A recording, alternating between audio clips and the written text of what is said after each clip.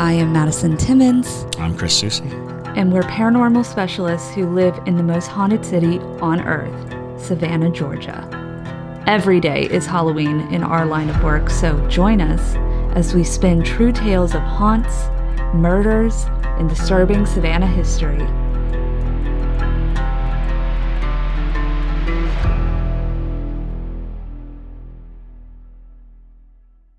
I'm Madison. I'm Chris. And welcome to the most haunted city on earth. Hello, and welcome back to another episode of the most haunted city on earth. My name is Madison Timmons. I'm Chris Susie. I'm JT, and that's Patrick. This is Patrick. Patrick. We need a little nameplate for him. Yeah, now he needs nameplate. Yeah, so we are here today with a Ghostmail. Ghostmail. You've got Ghostmail. But before we did get Ghostmail. We did get Ghostmail. Lots of it. Yes. So before we get into that, we do have a few announcements. First off, our radio play. So if you are not a parajunkie, you have not heard the pilot episode yet. But that's okay because that will be going live for y'all on October 6th. So It's going to be the pilot episode of Beneath the Cobblestones. The parajunkies have had it for a while. So if you're feeling impatient and you want to see it now, you can go ahead and check it out. Or listen to it now, I guess. Yeah. Yeah, listen to it now. It doesn't have visuals because it's a radio play. Radio play. But yes, so you can listen to that on Patreon if you are wanting it before October 6th. We have gotten a lot of love on Patreon for it, so I'm really excited. You know, I'm currently writing episode 3 now. Yep. So it's just we are busting it wide open. Exactly. Yes. And Parajunkies are going to be getting episode 2 on October 8th. So the week of October 8th. of October 8th. Yes. So, that date will be more solidified as we get a little bit closer, but I just want to make it, we're filming this Sunday, so I just want to, or if you're hearing this now, tomorrow. Yeah. So, yeah. So, definitely become a Parajunkie for that. Also, we have decided that if we hit, 140 Parajunkies, we will go to Waverly Hills Sanatorium in Louisville, Kentucky. So that is only 16 Parajunkies away. Yeah. That's so if you are... Right, it's not a lot really in the scheme of things. So if you are on the edge of wanting to become a parajunkie, you should consider doing it so that we will go over to Kentucky and do that as a live investigation. Yes. And we will make sure that we have it all to ourselves. Yes. To ourselves. We will literally book out the sanatorium. Yes. Like book it out. It'll be just us.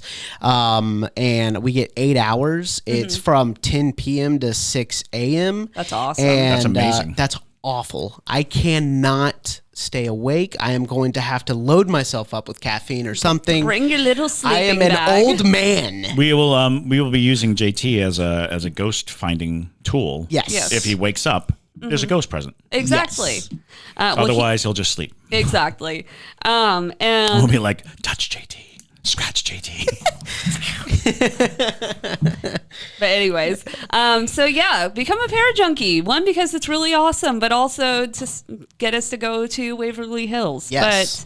But also, for the month of October, every single Tuesday, Chris and I are going to be doing Tuesday Terrors, and it's also going to have Eni there. Yes. So that's pretty awesome. We'll be telling ghost stories, doing ghost hunt demonstrations, Q&A, and there'll be pizza. Yep, we will be eating pizza with y'all. And on Halloween night, there is going to be a pizza party, costume contest, trivia, all the fun things. And it's late enough in the evening where you feel spooky. It's on a Tuesday, so, people have work and stuff. But Haunted Halloween. Yes, but you get to start to feel spooky. And if you want to go out late at night afterwards, we won't keep you long enough where you wouldn't be able to do that. So it's pretty awesome, and it's going to be at King Oliver's over off of MLK here in downtown Savannah. So we'll have a link for y'all so that if you want to buy tickets, you can. It's going to be $25, and that does get you 2 pieces of pizza, as well as getting to see our lovely faces. So, anywho, into the ghost mail. Alrighty. Starting off with a ghost mail from John. with the subject Ghostmail in all caps. Whoa. Very intense Ghostmail. I'm about it. So, hi guys. I've been listening to the podcast since the beginning. Thank you very much, John, for listening. Seriously. Thank you so much for that. And what other parajunkies say about heightened levels of paranormal activity while listening to y'all is very much true. I love to hear that. That's very fun. I am a newly uncovered medium, and after months of therapy, I have been able to uncover my abilities, which were locked away long ago from experiences. The story begins 2 weeks ago. So this would have been July 12th through the 14th of this year, while on vacation to the Catskills, while staying at a new build hotel in Poughkeepsie. I had a terrible travel experience getting to my destination and only spent 48 hours in Poughkeepsie. This is all the time I needed to discover the level of my residual energy, which made my skin crawl and required a light on at all times. I didn't even walk into the room before I felt the energy, as if I were walking through a tangible fog, springy and somehow alive. Upon entering the room, there were several residual scenes playing out at once, which made the experience even more confusing. I saw both good and bad, happy and sad, and evil and abuse. 4 scenes played out. One of a couple on a honeymoon, one of a businessman and a lady, if you catch my drift, an abusive boyfriend sprinting towards the bed, ready to attack, and over, and then her scream perpetually ringing in my ears. Wow. Then there was a man in despair with his head in his hands looking out the window.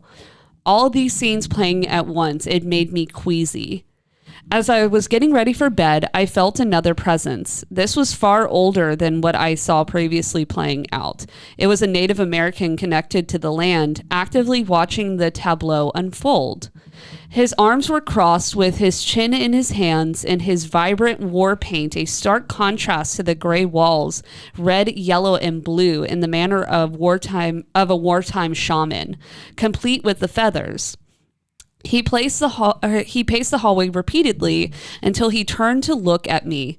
There was a mutual acknowledgement, and he told me a date, 1783. It has been several weeks since the encounter, and I have an idea of its meaning. However, nothing's concrete. The 2 nights I stayed there, he never left the hallway, watching me with a perplexed look. He was huge, y'all. Like, he took up most of the hallway. Easily 6'4". Wow. I had to sleep with the light on in the bathroom. Honestly, I was so relieved to deuce out of that place. It was the most active place I've stayed thus far, often other than Williamsburg. But that's a story for another time. Thank you for reading the Odyssey, this Odyssey, and for giving us an outlet to be heard and understood. Sincerely, John. Oh, thanks, John. Appreciate that. So it's interesting that you talk about that you have recently uncovered that you have these abilities, because of the fact that it's very true. And I've briefly mentioned this, I think, in the past, of most people have some level of ability, but usually after childhood or, traumatic experiences or life in general, people will start to put on what I like to call the armor of having to be an adult, like able to function in life in general. So usually that sensitivity just gets smothered. So it's interesting to hear that once you kind of work through the trauma that you've been through, that your abilities came back. And so intensely too. And I would love if you are willing to share what the name of the hotel is. I'm quite interested to hear a bit more. Poughkeepsie is what, Pennsylvania, or is that? That's New York. New York. New York. It's Okay. Catskills. Yes. That's what you're saying. Okay. Yeah. And so, Yeah, it's New York.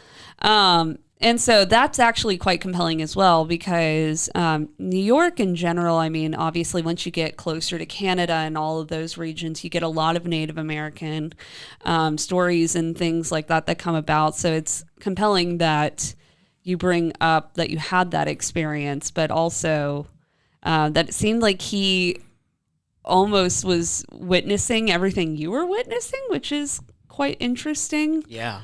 Well, I mean, as cliche as it is, there's a reason why so many ghost stories are, on top of ancient native burial grounds. The concept of there being land that was set aside for sacred and spiritual purposes, set aside for its sacred and spiritual power and potency. It's very possible that the hotel itself is sitting on a place that resonates and holds spirits in place, allows them to be present.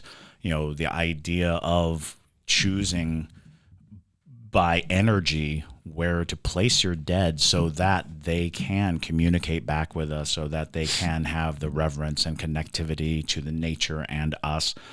So, it's very likely that the significance of the location of the hotel is allowing for the past to just be visible, overlapping. So you're seeing countless encounters right on a fault line that allows you to witness basically time. Time as a construct separates all things from happening, but when you collapse time on top of itself, then all things are happening simultaneously. So I think that you probably very likely were in a type of vortex created on a spiritually potent plot of land. Mm-hmm. And it's also just like those scenes that you were getting isn't uncommon for a hotel. It's it makes sense that they all seem to revolve around things that would happen in a hotel. And unfortunately, a lot of illegal things happen in hotels. Just heightened emotional things, exactly. Too. Yeah. Because it's not your home. And so people feel like they can do things there that they wouldn't normally do at home, because then they leave that place and they can forget about it, or, things like that. Memorialized in their mind. Exactly.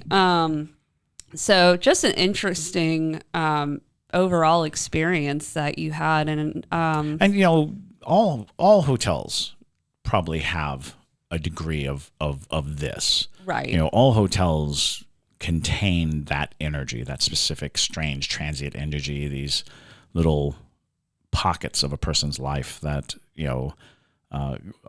only for a day, only for a night, these rhythmic heartbeats of all these lives coming through. So I think that you do stand to have strange encounters in hotels. I would agree. But thank you so much, John, for sending that in. And thank you for listening since the beginning. Right, for so long. That's so awesome.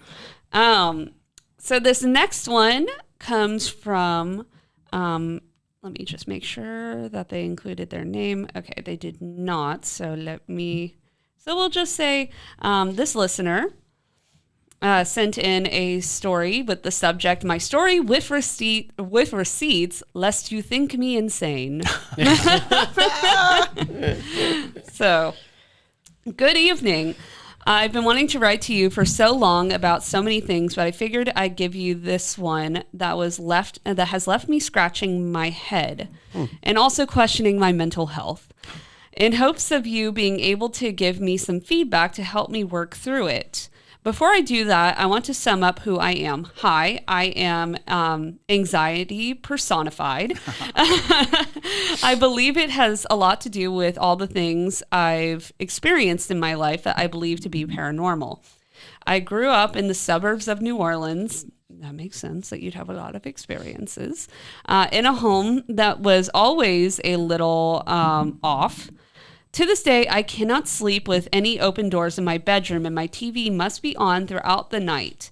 When I was a young adult, my next door neighbors moved out and a family moved in.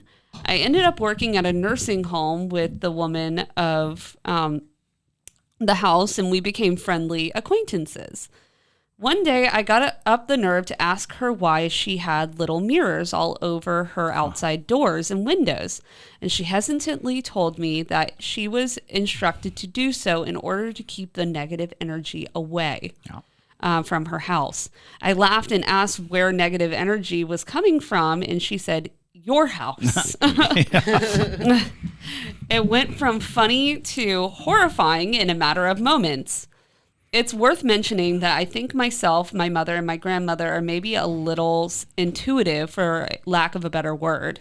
My dad would always joke saying, I don't care if the sun is shining and there isn't a cloud in the sky. If your mother tells you to grab an umbrella, I suggest you listen. It's nothing as grand as winning lottery numbers or death dates. It's more like saying something random out loud and someone saying, get out of my head. I was just thinking that. Or reaching out to a friend or family member and them saying, wow, I was getting ready to call you. Or sometimes even, I wonder what Mr. Jones has been up to. And 2 minutes later, Mr. Jones is right in front of you. The worst of it being the chest pressing, bad feelings. Nothing spectacular, but occurring a little too often to ignore. So now it's story time. Real fast. This is actually Melissa's story. She's on the live stream right now. Oh, awesome. Yeah. Okay. Yeah, that's me. Oh, very nice. Okay, awesome. Thank you, Melissa. I just didn't know if you wanted me to say your name or not. So, alrighty. So, so now it's story time. I just want to say now it's super weird. It is taking all my bravery to even send it, but I've held onto it for far too long. In 2002, when I was 21 years old, my dad died. Even writing that sentence feels like a punch to the gut, and I've lived without him longer than I've lived with him. It is important to know that it was sudden. It was due to medical malpractice, and he was only 47 years old. I'm so sorry to hear that, Melissa. Wow. And I have been unable to deal with it even after all these years. I've held on to so much anger for how he was taken away from us that the unfortunate byproduct has been the absence of him from my life. If I don't deal, I don't feel. And that has been my toxic relationship with the situation. I met a woman years later when I was teaching cosmetology school who became one of my students. She took one look at me and told me I was a bruja, and we've had a beautiful relation ever since. Fast forward again to sometime later, I receive a text from her asking me if I'm sitting down. She proceeds to tell me that my dad came to her and he wants me to let go of the anger I feel for the people I believe are responsible for his death. Wow. Mind you, I've never spoken to her about what happened to my dad. I'll attach the screenshots of the text, but I'm still not to the real story, just building up to it. I ended up calling her and she tells me that my dad would like me to put pictures of him up in my house. Again, something she knows nothing about, partly because she has no idea that Hurricane Katrina destroyed nearly every picture, but also that I can't bring myself to look at him every day. So now it is time to fast forward to May 26, 2021. All I hear about on TikTok for days leading up to this day is the blood moon / lunar eclipse. I had to go look it up because I couldn't remember exactly what it was. The night of May 25th, I decided to start collecting some pictures of my dad to finally print and put around my house. That's important too. So the morning of May 26th, I am an early riser, and it just so happened I had some work to do. So before I got to work, I decided to go take a look outside and see if I could see this fancy moon show. But unfortunately, too many clouds, too many trees. On my way to my kitchen table, I stepped on some glass and started bleeding all over the kitchen. Since I was the only one awake, I snapped a picture to later show my kids. While I surely would be shaking my fist at them for not cleaning up whatever they broke the night before, I wiped up my blood and started working mindlessly with my hands. Not too far into it, I started giggling to myself about how I made a blood sacrifice to the blood moon, and I didn't even get anything. Something shifted in me that I can't explain. I can't say I heard a voice. It was more like I say out loud, but I also knowing I am alone, all alone, and no one can hear my thoughts. I think I want to talk to my dad. Again, feeling really foolish, I say out loud, "Hi, Dad," and then I just sat with my silliness for a good minute or so. I felt so stupid till another thought that wasn't mine said music. So I said out loud, "Hey Siri, play some music." Don't actually do that, Siri.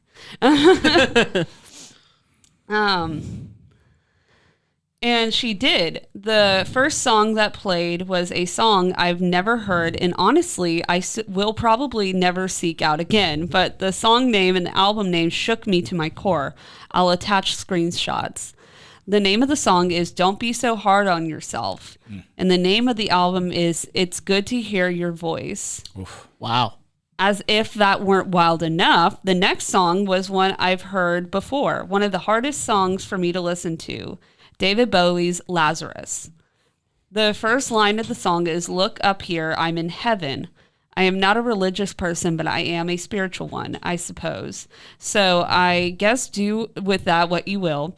I only allowed myself to one more song, and it was by one of my dad's favorite bands, Chicago. "If You Leave Me Now," which to me felt like a proper time to tell whatever this event / coincidence / insanity goodbye. I don't know how to unpack any of it. Even now, I'm trying to decide if I should hit send or delete the whole thing. I am glad I saved all the photos from my old phone onto my laptop so I could screenshot and send you the time-stamped pictures so that you can see, at the very least, see that I didn't make it all up. We don't usually believe people make these things up. This is a very for sure nuanced story, so we believe you. Trust me. I've only told 2 people this story, and I haven't even told my husband. I'd love to hear your thoughts, and thank you so much for taking the time to read through all this. I love y'all so much. Please don't judge my dirty floor, dirty feet. It was like 2 years ago, and I've grown as a person since then.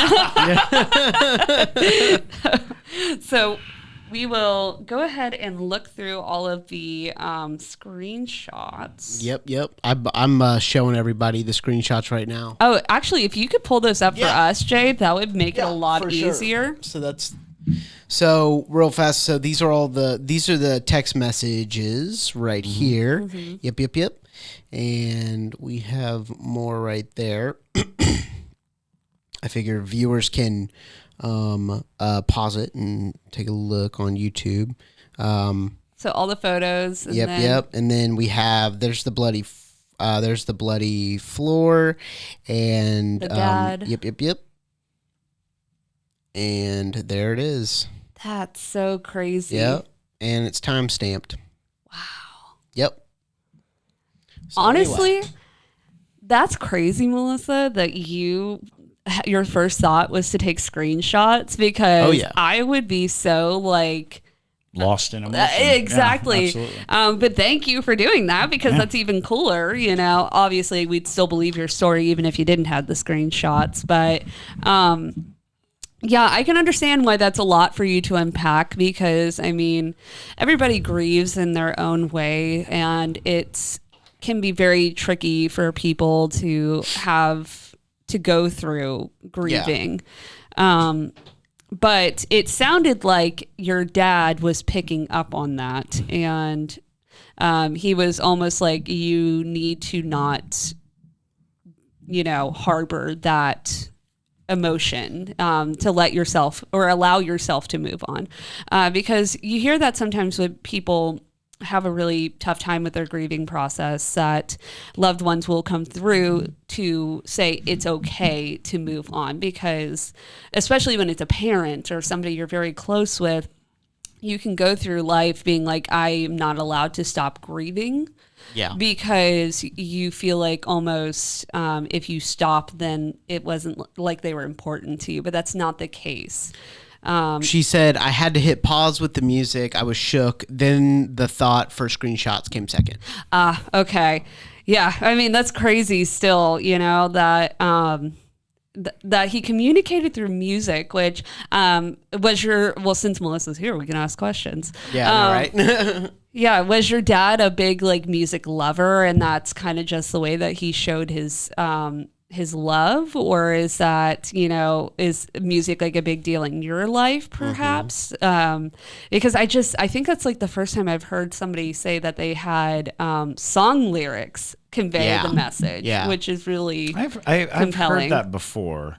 I mean, and technically it is kind of like a giant spirit box when it comes down to it, being able to randomize songs so that the titles or the lyrics are coming through. It's fascinating, and we'll start with the sensation of you're going to think I'm crazy, or I can't tell anyone because they'll think I'm crazy, is the hallmark of a paranormal encounter.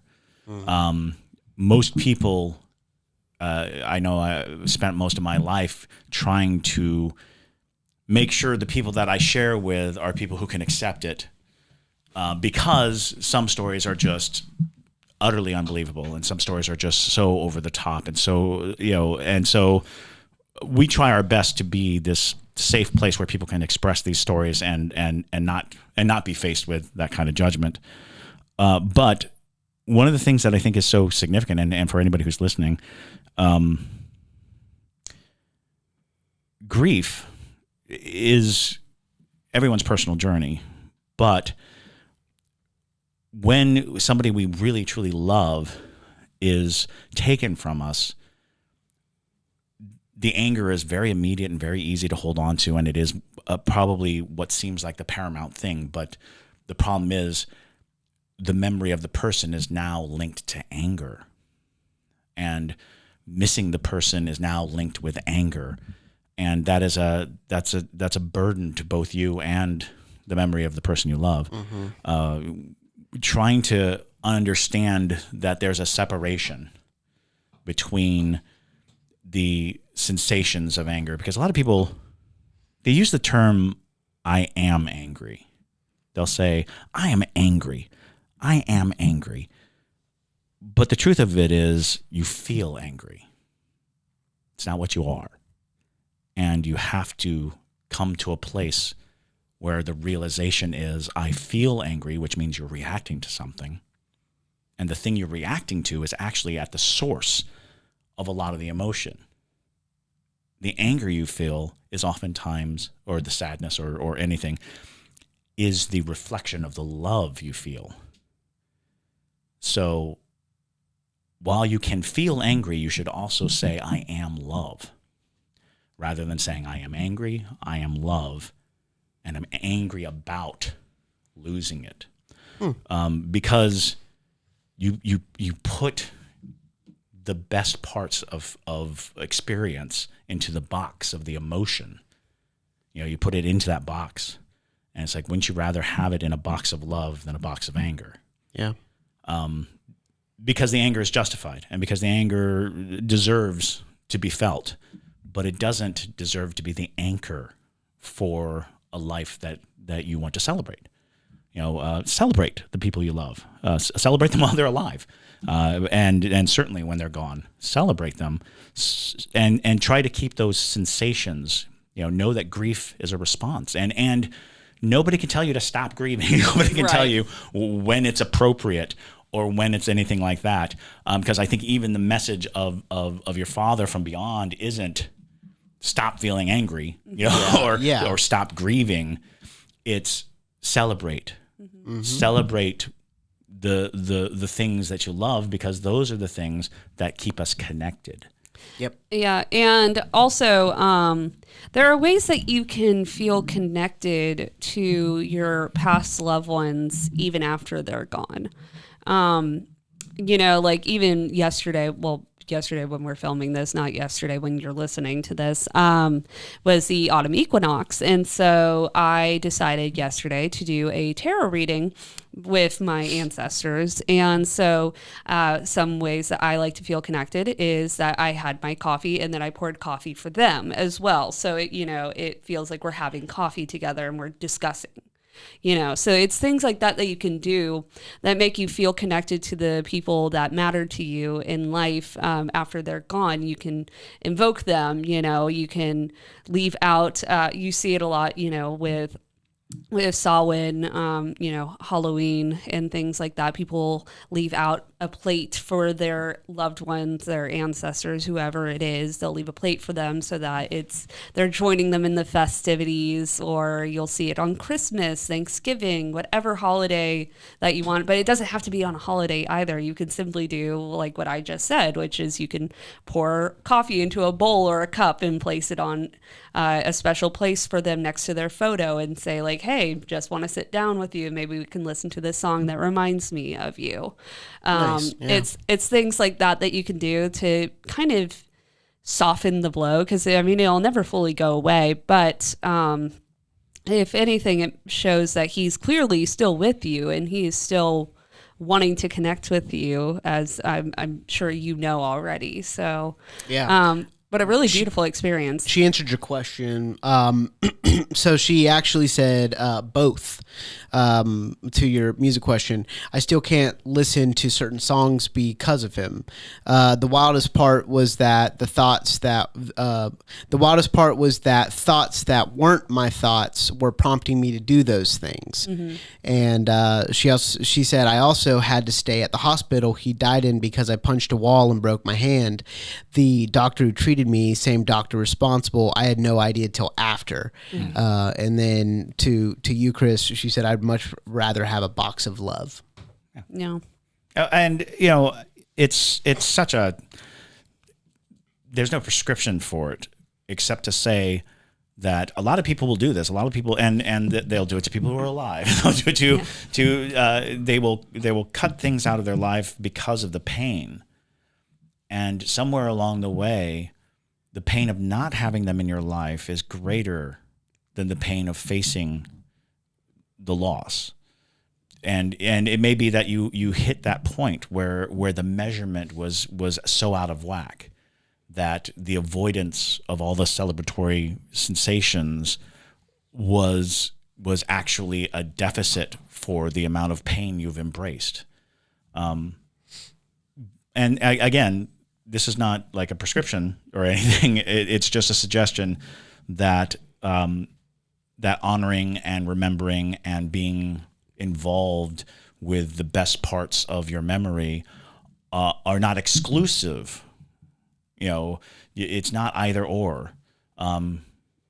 You sometimes have to have the pain, but it's kind of worth it if you still have the love, if you still have, the good feelings to temper it with. Okay. Mm-hmm. All right. Thank you so much, Melissa. Honestly, appreciate super it. Cool story. Yeah, very, very cool. And I believe we have time for one more. Alrighty. So, let's see if this person... Okay, this one is from Sarah. And the subject reads, a couple of stories. So... They said, hi, Madison, Chris, and JT. I absolutely love your podcast. I found you shortly after you began your journey and have loved following along. So thank you, Sarah. Yeah, thank you so much. It's been a episode of very early on listeners, so that's pretty cool. It is cool. But I've always been sensitive, so is my mom, and my interactions with spirits have largely been positive. I have so many stories that I will share a couple and send another note at some point. Please do. Yes, absolutely. Story 1. My husband and I bought our first home shortly after we were married. The owners before us were an elderly couple where the man had passed about 3 years prior and his wife about a year prior to our purchase of the home. The house had good vibes when we walked through it, and my mom, who is also a bit sensitive, walked through it with us and got the same positive feelings. I always had the sense that the previous male owner had died at home, specifically in the primary bedroom that we utilized as our own. I always had the lingering feeling that we were never alone in the home, not in a creepy way, more like a grandparent way, and the home felt like his home, not ours. As we settled in, we renovated the kitchen and bathrooms to our style and removed wallpaper and painted. The home would periodically smell like Italian spices, specifically garlic, and almost always in the evenings. I pointed it out to my husband, who humors me, but almost always brushes off my experiences. He's a true skeptic. he didn't really notice the smell. For the 4 years we lived in the home, at least a couple nights a week I'd smell garlic, and I was never cooking with garlic at those times. About a year and a half after we purchased the home, after our small renovations were complete, something even my husband cannot deny happened. I came home from work about 2 weeks before Christmas, and my husband was traveling, and there was an 8x10 rug that had been delivered to our home. I hadn't purchased a rug, but we had talked about potentially putting a rug in the basement where our couches and TV were located.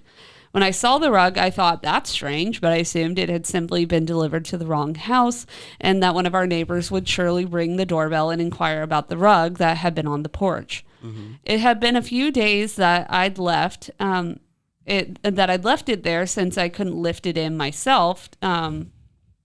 When my husband came home from his trip, he went to move the rug, looked at the shipping label to ensure that it wasn't a neighbor's, and to his shock, it was addressed to our home and to the previous homeowner, Robert, who had died 4 years prior in his 90s. We assumed that We assumed that a family member had purchased it and accidentally shipped it to our home. We placed it in the garage, let a few weeks go by, and hadn't heard anything. At that point, we decided to open it. We were floored to discover that the rug matched our design aesthetic and space in the basement perfectly. At that point, we came to the conclusion that Robert bought us this rug for the basement. We've since moved and taken the rug with us, but we don't think Robert came with us as well. I don't feel him with us anymore, so I like to think he stayed in his home.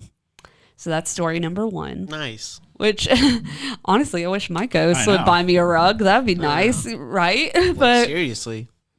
But interesting, though. And I hope that maybe, your husband opened his mind a little bit to the paranormal after that experience. At the very least, phantom shoppers. Right, exactly. Mm-hmm. Story number 2. This is an oldie. About 20 years ago, my mom helped coach my cheerleading squad.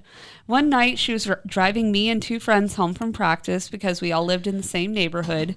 It was dark outside. I think in the late fall, after daylight savings time had ended, because it was right around dinner time. We had dropped one friend off already, and we were turning left onto the street of another friend we were dropping off when my mom slammed on the brakes out of nowhere.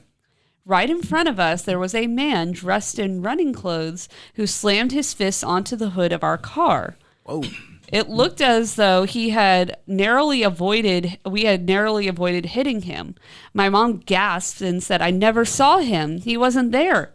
It was dark, so I assumed she had missed him or that he was in her blind spot until he ran away, and about 15 feet, he completely disappeared into thin air.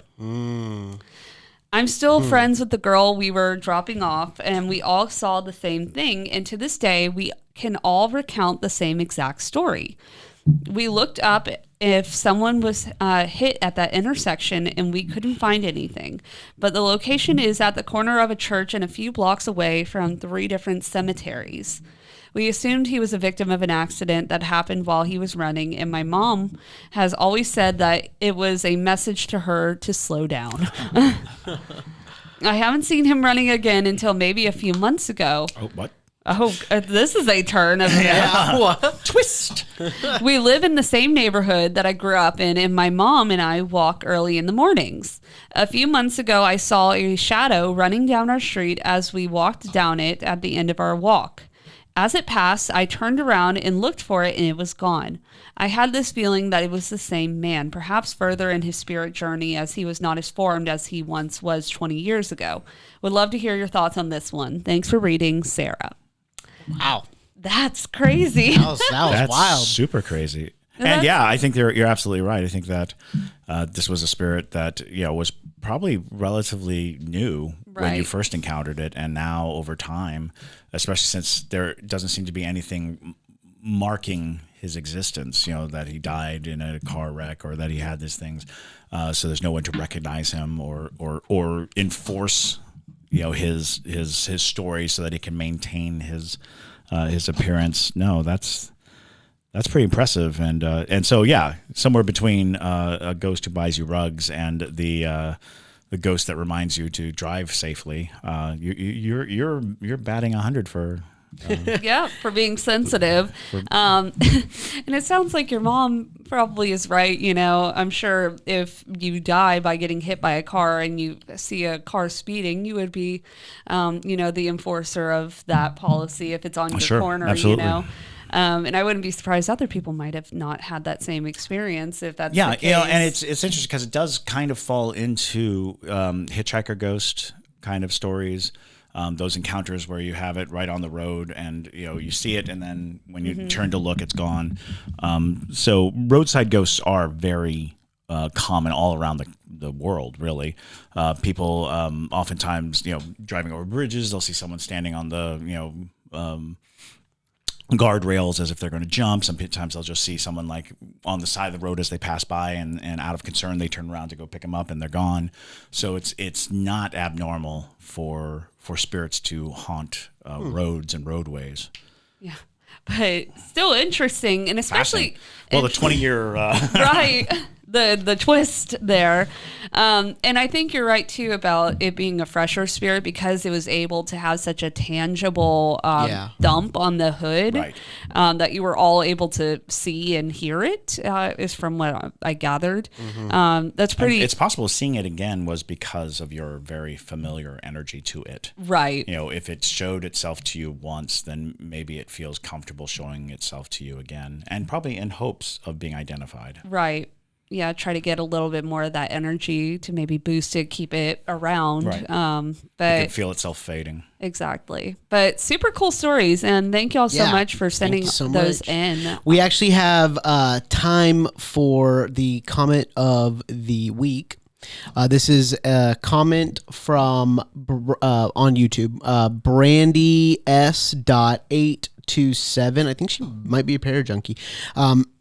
And she commented on doppelganger horror lore and aggressive mimicry in the paranormal. We did that few million episodes back. Yeah.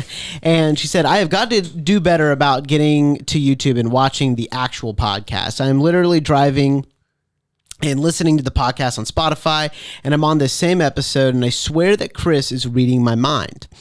You're reading Brandy's mind. Yes, you are.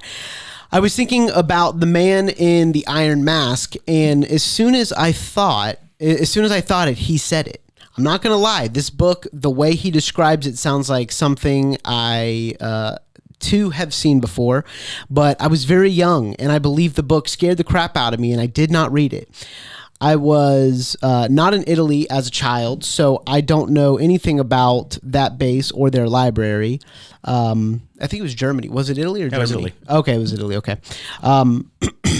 Just know that I, too, am going to be joining TikTok on the search for that book. I do remember Time Life having those creepy books. They were black. And I remember the commercial coming on late at night with the creepy music. And it was a set of books. The hell are these crazy, creepy stuff going on them? But I do not believe that the books were Time Life books either. That's interesting. Another thought. Some Mandela effect. Yeah. Right. Well, yeah. Another thought did cross my mind as well, and the thought was that maybe the Mandela effect had stolen the book from... You guys are reading each other's mind. Wow. Stolen that book from us, and we'll never see it again. It's this book, and has plagued me most of my life. I think about how often I've run across things that I'll never see again, and how very difficult it is, because we live in a world where we think it's just as easy as sitting down at the computer and looking something up. But the truth of the matter is, independent publishing houses, small press houses, vanity press where people would, pay to publish things themselves. All those things, there's countless publications that we probably will never see or set our eyes on. So because there's plenty of famous books that I'm looking for actively that many people know about, but they're just hard to get your hands on. It's true. So That's a good comment of the week for sure. Yeah. But if you have a ghost story that you want to send us, you can send it to ghostmail@hauntedcitypodcast.com. That is the best way to make sure that we get our eyes on it, especially because on TikTok, we'll sometimes get them on TikTok, and it is very confusing for me to go through all of the message requests and things like that, so it might get missed if you don't email it. So if you want to send it there, that's the best way to do it. Also, if you have questions that you want us to answer, things like that, you can also send it to Ghostmail. But with that, my name is Madison Timmons. I'm Chris Susi. That's Patrick. That's Patrick. Patrick. And stay spooky, y'all.